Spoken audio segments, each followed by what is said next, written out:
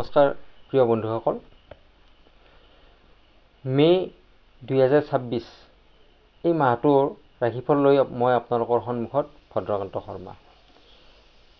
মে মাহটো আপোনাৰ কাৰণে কেনেকুৱা হ'ব, এই মাহটোত আপোনাৰ কি শুভ দিন আহিব বা কি আপুনি সাৱধানতা গ্ৰহণ কৰিব লাগিব, এই সকলোখিনি এই ভিডিঅ'টোৰ যোগেদি আলোচনা কৰা হ'ব।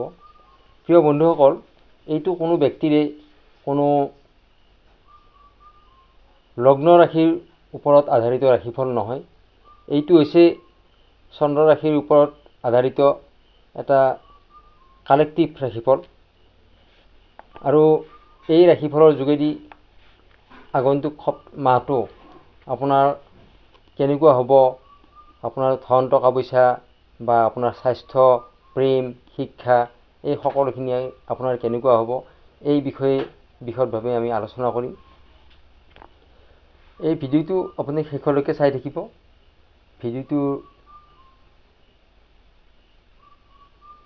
কিবা যদি থাকে আপুনি কমেণ্টত মোৰ ফোন নম্বৰ দিয়া আছে, তাতে আপুনি কণ্টেক্ট কৰিব পাৰে বা কমেণ্টত আপুনি লিখিব পাৰে। গতিকে বেছি দেৰি নকৰি আৰম্ভ কৰিছোঁ। মিথুন ৰাশিৰ আৰম্ভ কৰিছোঁ স্বাস্থ্যৰ পৰা। আপোনাৰ এই মাহটোৰ 15 মেৰ আগত আপোনাৰ স্বাস্থ্য যথেষ্ট ভালে থাকিব।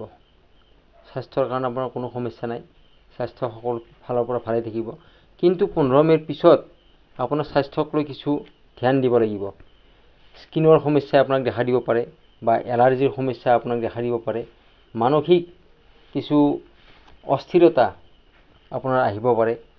এই সকলোবোৰ সমস্যা আপোনাৰ 15 মেৰ পিছত দেখা দিব।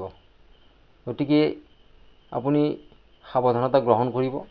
বিশেষকৈ খোৱা লোৱাৰ ক্ষেত্ৰত বা কোনো ভ্ৰমণত গ'লে আপুনি এই সকলোখিনি সমস্যাৰ কাৰণে আপুনি সাৱধানতা গ্ৰহণ কৰিব। শিক্ষাৰ দিশত, শিক্ষাৰ বাবে আপোনাৰ এই মাহটো অত্যন্ত ভাল মাহ। কোনো বিদেশত পঢ়া শুনা কৰা, আউট অফ চিটি বা আউট অফ ষ্টেট, আপুনি য'তেই নাযাওক কিয় আপোনাৰ অত্যন্ত ভাল সময় এইখিনি। কোনো এডমিশ্যন লোৱা বা কোনো কোচিঙৰ কাৰণে আপুনি চেষ্টা কৰা বা যিকোনো কাৰ্য শিক্ষা বিষয়ক আপুনি কৰিব বিচাৰিলে এই মাহটোত আপুনি কৰক, আপুনি যথেষ্ট ভাল ফল লাভ কৰিব পাৰিব। আৰু যদি কোনো চেঞ্জ আপুনি কৰিব বিচাৰে, হয়তো আপুনি ইনষ্টিটিউট চেঞ্জ কৰা বা আপুনি কোনো ছাবজেক্ট বা কোৰ্চ চেঞ্জ কৰা, তেনেকুৱা ধৰণৰ যদি কিবা কৰিবলগীয়া আপোনাৰ থাকে, এই মাহটোত আপুনি কৰিব পাৰে, আপুনি ভাল ফল লাভ কৰিব পাৰিব। প্ৰেমৰ ক্ষেত্ৰত এই মাহটো প্ৰেমৰ বাবে অত্যন্ত ভাল সময়। আপোনাৰ মৰম স্নেহ এই সকলোখিনি এই মাহটোত বৃদ্ধি পাব। গতিকে প্ৰেমৰ কাৰণে কোনো সমস্যা নাই, প্ৰেম ভালে যাব।